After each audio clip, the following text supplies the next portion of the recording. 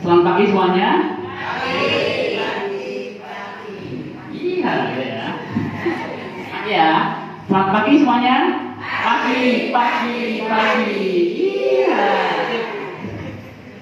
Nah, pada kesempatan kali ini, pada pagi hari yang berbahagia ini, bahagia semuanya kan?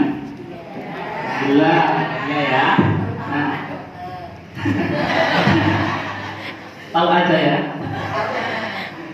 Pengalaman. Nah, di sini saya akan menyampaikan materi bertemakan diabetes. Ya, nanti selang-seling. Kemarin hipertensi, sekarang diabetes. Bulan depan hipertensi. Ya. Nah, pada kesempatan kali ini saya akan menyampaikan materi mengenai diabetes. Ya, mungkin lebih spesifiknya ke arah pola makan ya atau diet. Ya. Nah, sebelum mulai, kira-kira apa itu diabetes? Ya, tapi jangan lihat itu ya. Sepahaman dengan semuanya. Kira-kira apa? Ada yang tahu apa itu diabetes mellitus? Gula darah tinggi, apalagi? Apa itu diabetes? Apa itu sakit gula? Tensi tinggi, kan itu hipertensi ya. Kencing manis itu istilahnya. Apa kira-kira diabetes itu sakitnya apa? Ya, gula darah tinggi sehingga. Nah, jadi ya langsung aja ya. Jadi diabetes itu tuh suatu penyakit di mana gula dalam darah itu tinggi dan gulanya itu nggak bisa masuk ke dalam sel karena hormon insulinnya kurang bekerja dengan maksimal. Jadi ibaratnya ada orang banyak di luar nggak bisa masuk ke ruangan ini gara-gara nggak ada kuncinya. Pintunya nutup akibatnya nggak ada kuncinya. Nah, cara masuknya gimana? Lewat sendiri. Nggak ya, jadi karena itu jadi gula itu numpuk di luar, numpuk di dalam darah, nggak bisa masuk ke dalam sel. Sama kayak kita jenengan semuanya, misal tadi masih di luar, nggak bisa masuk ke dalam klinik gara-gara belum dibuka kuncinya, gitu ya. Nah, kuncinya itu insulin yang diproduksi oleh pankreas, gitu ya. Pankreas itu organ di dalam tubuh, gitu ya. Nah, Indonesia itu masuk ke 10 negara terbesar penderita diabetes, ya. Jadi suatu hal yang umum jika kita di Indonesia ini menemukan penderita diabetes bukan hal yang langka, mesti aneh gitu. Setiap pojok-pojok mesti aneh. Nah, terus gula darah DM ya. DM itu ada banyak jenisnya. Tuh, nah di sini sih kriteria diagnosis ya atau pembagiannya ada non DM, pre-diabetes sama ada diabetes. Nah, untuk jenisnya ini ada banyak DM tipe 1, DM tipe 2, DM gestasional dan lain sebagainya. Itu ya. Nah, cuma ini dari gampang aja. Intinya kalau gula darah puasa lebih dari 126 itu gula DM. Nek masih kurang dari 110 itu masih normal. Gitu ya. Nek diantaranya itu masih batas-batas atau di sini disebutnya sebagai pra-diabetes. Gitu. Nah, itu kalau gula darah puasa. Gula darah puasa atau gula darah piye? Ada yang paham? Puasa betul berapa jam? 8 jam, 8 sampai 10 jam gitu ya. Jangan kelebihan, jangan kurang. Soalnya nanti tidak hasilnya palsu. Ya. Dan orang puasa 24 jam bulannya bakal ngedrop. Pikirannya normal, padahal aslinya tinggi. Ya. Nah, lanjut slide berikutnya. 10 gejala diabetes mellitus. Nah, karena gejala DM itu ada banyak sekali ya. Yang paling sering itu yang diingkar itu loh. Banyak pipis, banyak minum, banyak makan. Itu namanya gejala klasik atau gejala yang pas itu lama, udah dari dulu sering nggak gitu. Apa aja tiga itu?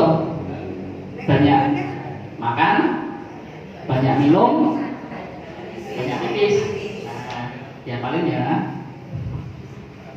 Nah, ada juga gejala-gejala lainnya. Nah, gejala-gejala lainnya itu tergantung dari organ targetnya. Ibaratnya gula kalau banyak itu bakal merusak tubuh. Tergantung di bagian mananya.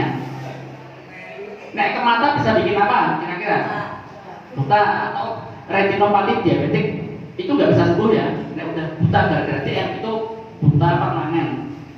Apalagi kalau otak ya bisa bikin stroke ya, sumbatan gitu ya. Terus misalnya ginjal bisa bikin gagal ginjal, ke jantung bikin semuanya gagal organ, gagal kaki. Nah, misalnya itu ke pembuluh darah perifer atau pembuluh darah tepi. Kira-kira bikin apa? Pada tahu nggak itu pembuluh darah tepi itu apa? Nah, jadi pembuluh darah tubuh itu ada dua, yang pusat sama yang tepi, yang sentral sama yang tepi ya. Yang tepi itu yang ke sini, yang ke kulit, yang ke otot. Nah, kalau dia itu gulanya ke arah situ, bikin sumbatan. Nah, gara-gara sumbatan di pembuluh darah tepi itu bisa bikin borok yang nggak sembuh-sembuh, gara-gara darahnya nggak lancar. Nah, itu ya. Ini ada banyak sekali nih. Oh, misal ibu melahirkan bayi lebih dari 4 kilo, gara-gara ya. Intinya gejala itu ada banyak sekali dari 10 ini buat gampang ketok wae. Itu ya. Yang penting itu 3 tadi ya. Banyak makan, banyak minum, banyak sering pipis. Itu gejalanya itu tergantung organ targetnya. Ke saraf lah, ke mata, ke jantung, paru, ginjal. Nah, itu ya. Jadi banyak sekali gejala-gejalanya. Tuh, lanjut. Apa penyebabnya? Penyebab gula. Nah, sebenarnya itu tiga faktor resiko ya. Pertama ada genetik atau keturunan. Nah, orang tuanya punya gula, anaknya beresiko menderita gula juga. Ingat ya, beresiko bukan pasti. Nah, itu ya.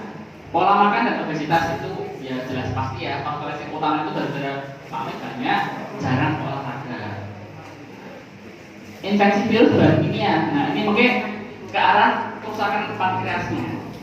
Ya, ibaratnya yang memproduksi insulin itu rusak gara-gara bahan kimia, gara-gara virus dan lain sebagainya. Ya, kemudian gangguan sistem endokrin. Endokrin itu istilah lainnya hormon.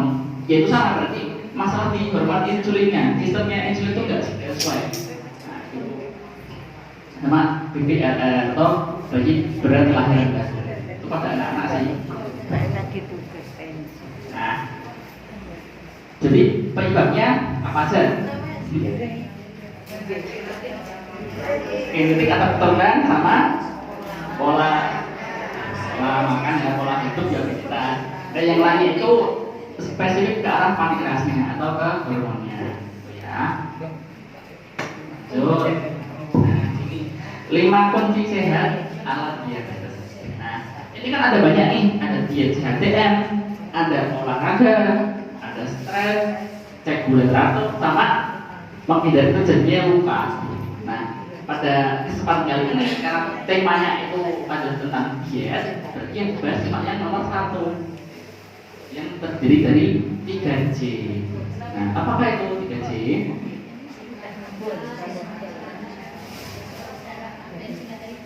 Nah, bentar. Ini ya. Oh, ini gak gitu. Ya, ini tak dulu ya.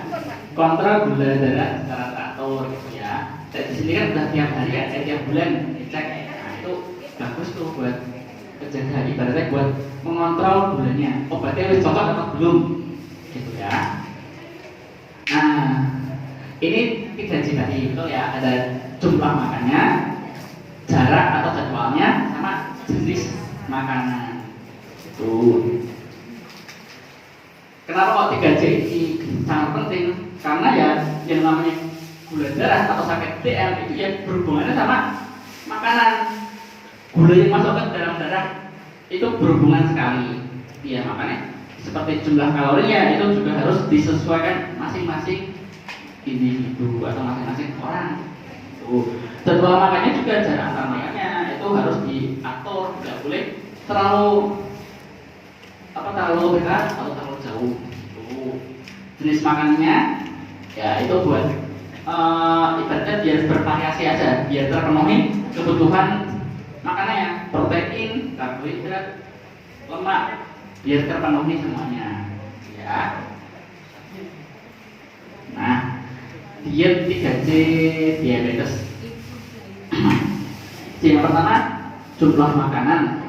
Nah, kira-kira jumlah makanan saya sama aja dengan semua itu sama atau beda? Iya.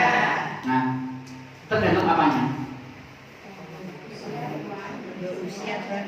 Usia salah ya. Apa? Berat badan betul, tapi belum sempurna. Satu lagi, berat badan dan kebutuhan apa? Aktivitas bisa, tapi itu kurang itu. Ibaratnya ini emang berpengaruh ya, tapi nggak terlalu besar.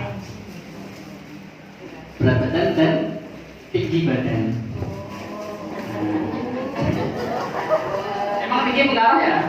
Ya pengaruh ya. Orang tinggi ini 1,5 meter sama orang yang masih semeter anak-anak. Nek berarti sama kan? Wis beda banget. Anak-anak berarti 50 kilo, orang dewasa 50 kilo kan beda. Itu. Jadi yang dipengaruhi itu berat badan dan tinggi badan itu buat menentukan kebutuhan kalorinya. Jadi memang betul seperti aktivitas itu juga berpengaruh, tapi dia tuh nggak terlalu signifikan. Ada pengalinya, kali 90%, kali 110% tergantung aktivitasnya, gitu ya. Nah, jadi buat apa sih berat badan sama tinggi badan? Buat menentukan ideal atau enggaknya tubuh kita tuh ideal atau enggak dari berat badan dan tinggi badan, itu ya. Kenapa? Karena maknanya beda. Orang yang kurus sama yang gemuk itu kan beda jumlah makannya. Nah ini ya jumlah makanan berbeda ya. Nah sekarang kira-kira orang gemuk maknya banyak atau dikit?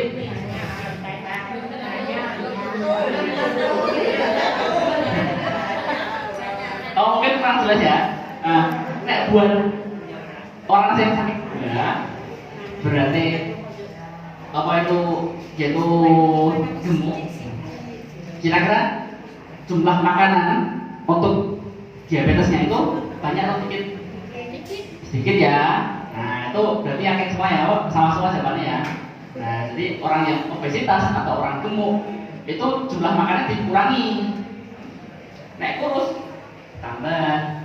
Nah kayak gini ya. Jadi berat badan sama tinggi badan itu buat menentukan ideal tidaknya. Nah caranya gimana? Nah ini ya agak bingung ya. Berat badan dibagi tinggi badan pangkat 2. Nanti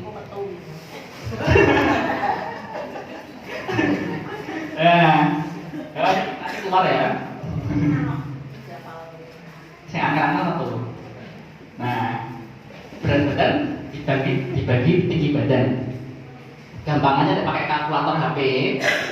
Berat badan jenengan dibagi tinggi badan dibagi tinggi badan lagi.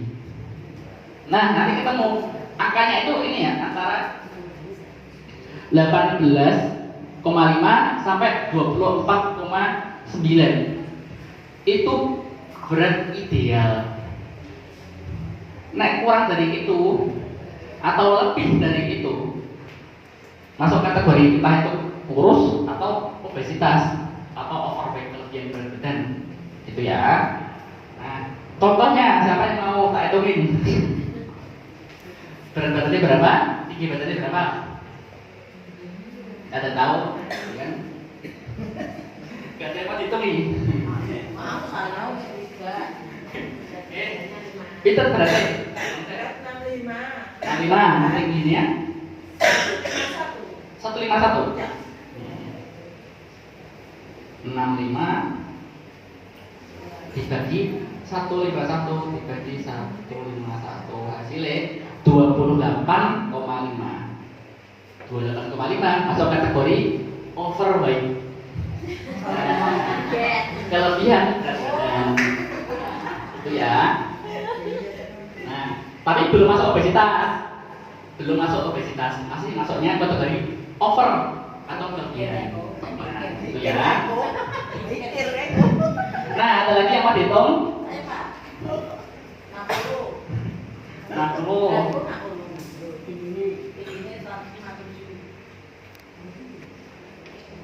Nah, hasilnya 24,3 masuk kategori normal atau ideal. Nah, berapa? 14756. 56 dibagi 147 dibagi 147 hasilnya 25,9. Nah, maksudnya over dikit, kelebihan dikit itu loh, 25,9. Kali wis turun. Kurangnya segini wis cukup tuh. Namun ada mau lagi? 153 153 beratnya? berarti 58. 58. Berarti wis kantuk. Lemuna iki. 24,7. Ya. Berapa? 145 54 Oh, berarti 25,6. Kelebihan dikit masuk kategori overweight. ada lagi sebelum Mbak. Pemeni sakit bolu. Ya, intinya tuh hitung pokoknya beratnya dibagi tinggi badan dibagi tinggi badan lagi. Itu ya. Nah, nanti udah ketemu ya, maksudnya itu kurus atau kelebihan. Nah, itu nanti di sini bedanya. Jika kita obesitas atau gemuk, nah nasi itu sakit centong baik. Satu centong. Ya sekali makan maksimal. Nah, bisa kasih lauknya, sayurnya bebas. Ya. Nah, kan ada banyak ya. Nah, misal kayak lauk kan setiap orang beda-beda ya. Intinya nasinya lah. Jadi ya pakai nasi ini baik. Gitu ya. Nasi itu satu centong, ada satu centong. Nah, misal kategorinya gemuk. Gitu ya. Nah, misal dia kurus, ya tetap biasa lah. Tetap bawaan. Nah, kita kurus agak banyak nih. 1,5 centong sarapan. Makan siangnya 3 centong.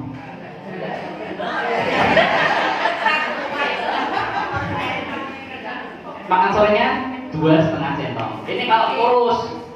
Kalau kurus ya. Ini kalau hasil hitungannya kurang dari 18,5. Tapi kalau di sini sih nggak ada yang kurus ya.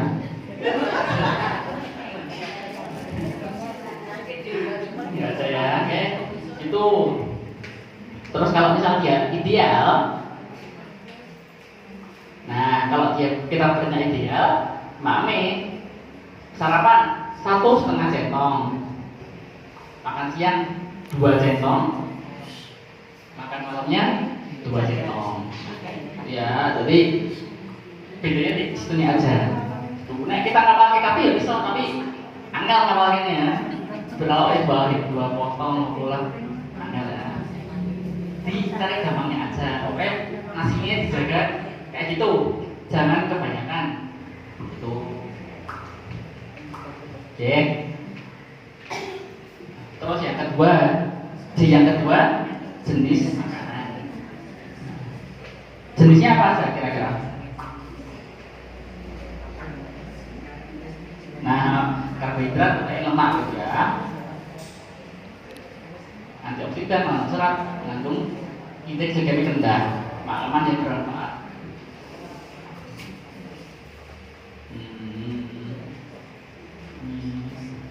Nah, ini makanan-makanan, jadi makanan pokok itu juga ada yang indeks glikemiknya itu rendah. Contohnya kayak nasi merah dan nasi putih, itu sama-sama nasi tapi beda kadar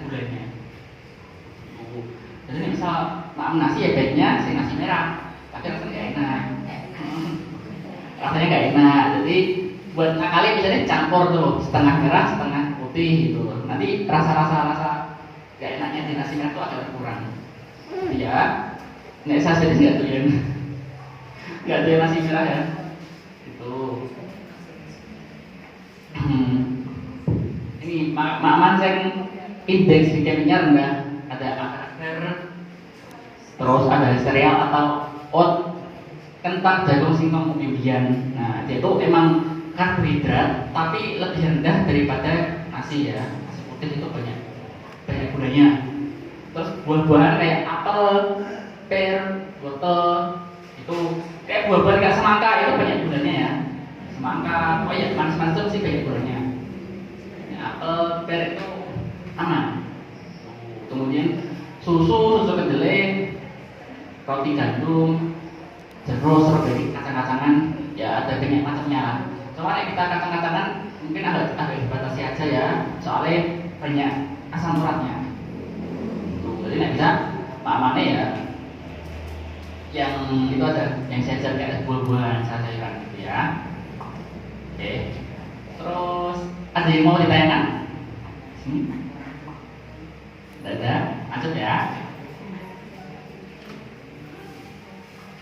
Nah ini indeks glikemiknya sedang, atau kadar gulanya lebih tinggi dari tadi.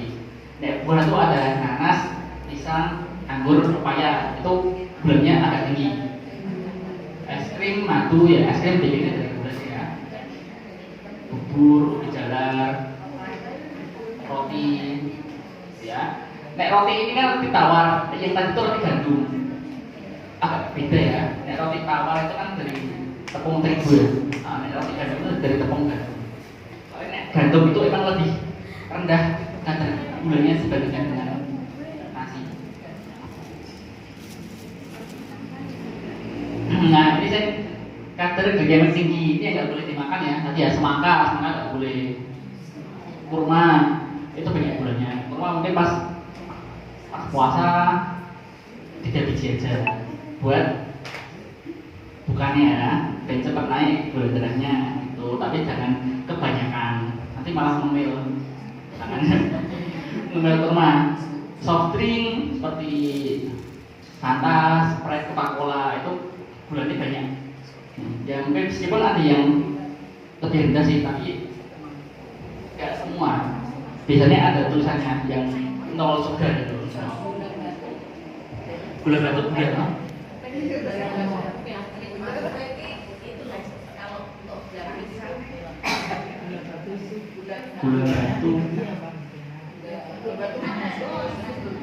Gula batu katanya kan manis. Bikinnya dari apa? Dari tepung. Karena dari tepung sama aja sama kayak gula.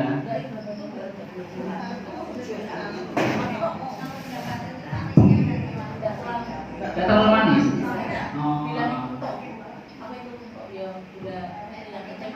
Oh iya, nek untuk gula batu sih saya belum mencari lebih ya. Soalnya saya pikir tuh gula batu juga sama-sama gula yang dari tebu gitu loh. Gula sama-sama gula. Kecuali kalau emang dia tuh gula buatan, pemanis buatan, itu emang lebih bagus. Seperti apa ya?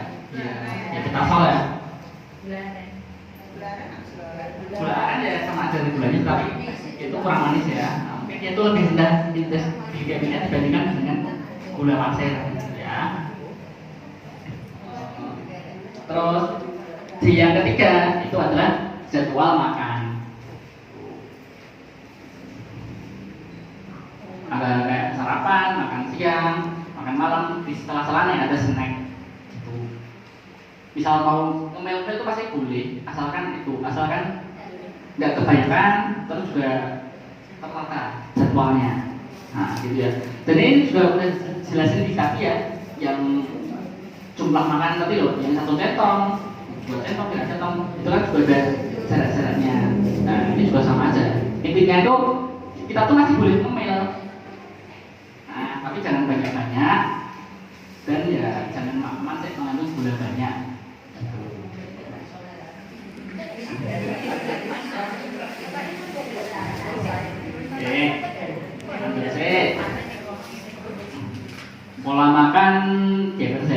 piramida diabetes. Intinya makin tinggi, makin sedikit yang dimakan. Itu ada lemak. Yang kedua ada susu, ikan, ayam. Betulnya ada sayur-sayuran, buah-buahan. Yang paling terakhir itu serat. Ini bukan nasi ya, tapi serat ya.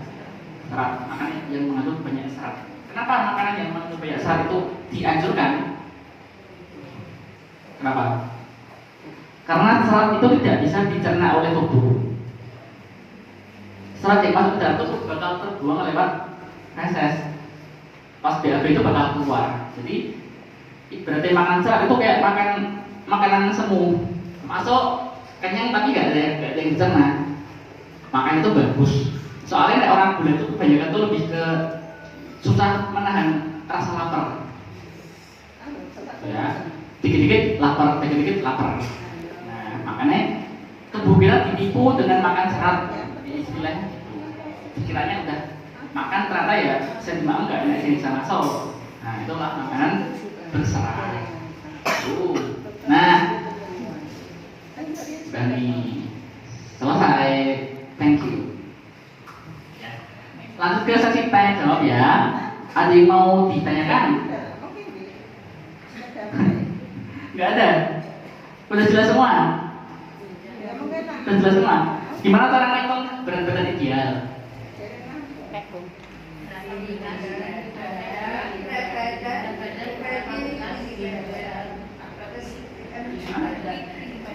Dibagi tinggi badan sekali toh? Dua kali ya. Nah, lebih dari ini terus sekali belum bisa. Nah, tuh. Terus gimana? Oh, itu gini ya. Mulai hasil pertanyaan ya. Nah, hadiah nomor 3. Nah, ini beroperasi bukan beroperasi. Ya, nomor 3. Pertanyaannya adalah pikir saya. Nah, berapa jumlah centongnya?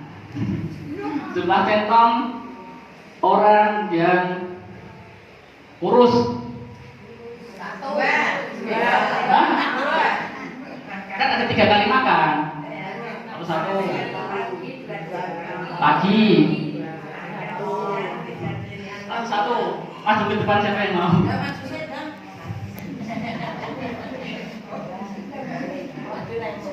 Mana? Enggak.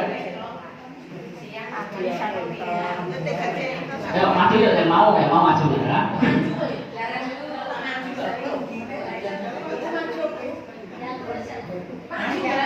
Yang kurus. Ya, sama duluan tadi. Di yang belakangnya. Yang mau? Ya, sini. Biar dengar. Yang kurus ya? Yang kurus pagi 3 centong, siang 2 centong, sore 3,5 centong.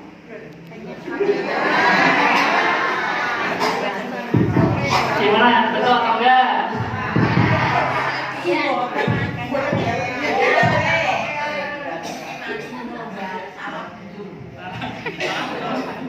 Ya pagi 2 centong, siang 3 centong, sore 3 centong.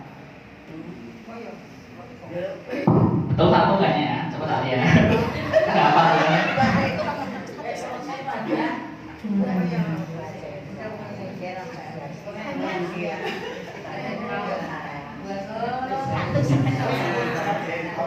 Betul satu tok, saya tengah siang.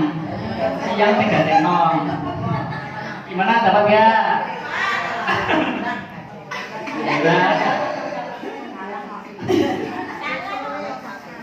Ini ya, 1,5, 3 sama 2,5. Gitu ya. Oh, dapat ya? Enggak, betul satu. Enggak apa, soalnya agak susah ya. Ini.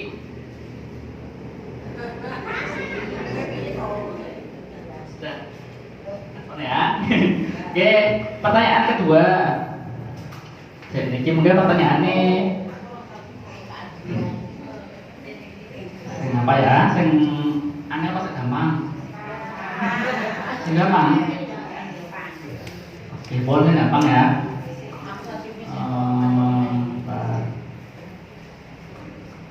Oh, gini aja. Agak berat ya ini ya. Sebutkan gejala DM minimal 6. Kebanyakan 5. Ayo masuk. Nah, tidak apa-apa.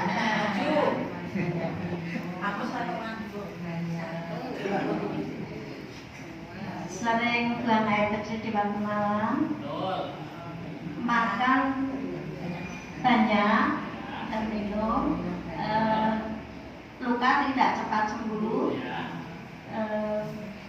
cepat lelah,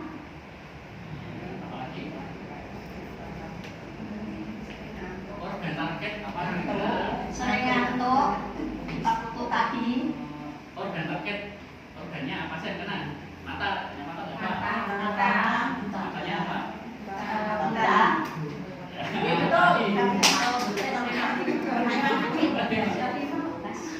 Ini saya nggak mau hadiahnya. Nah, hadiahnya diterima ya. Sama-sama. Ya jadi itu ya. Tergantung organ targetnya. Jadi itu gampang banget. Dikira-kira aja di tubuh itu ada organ apa aja sih? Organ mata bisa bikin kebutaan. Organ jantung bisa bikin gagal jantung. Organ ginjal gagal ginjal. Ya. Jadi ada banyak sekali, lebih dari 10 lah ya. Nah, ya. Sekarang soal terakhir ya, surprise nih.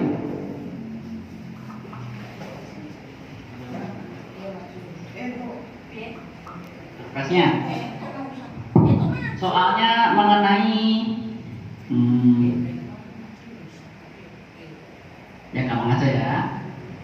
Sisian, clinical mic, saya paling cepat. Tadi ini nanti ya. Nah, ada yang mau masuk saya, siap-siap di sini. Karena ini soal gampang soalnya. Soal gampang, soal rebutan.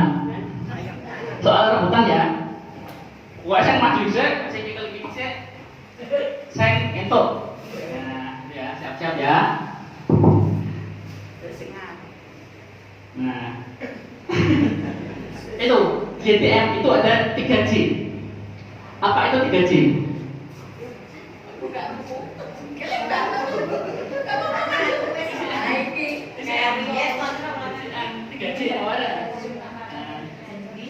Jarak makanan, jenis makanan, jumlah makanan, Jumlah makanan, jarak cara makanan. makanan, jenis makanan. Betul ya?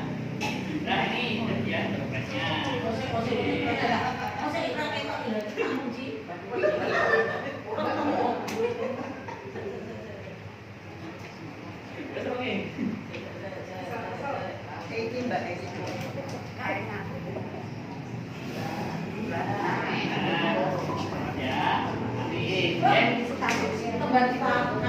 Nah, pokoknya kita sudah sampai di penghujung acara. Nah, kalau ada yang masih ditanyakan, bisa tanya langsung atau mungkin pas periksa pas konsultasi boleh aja ya.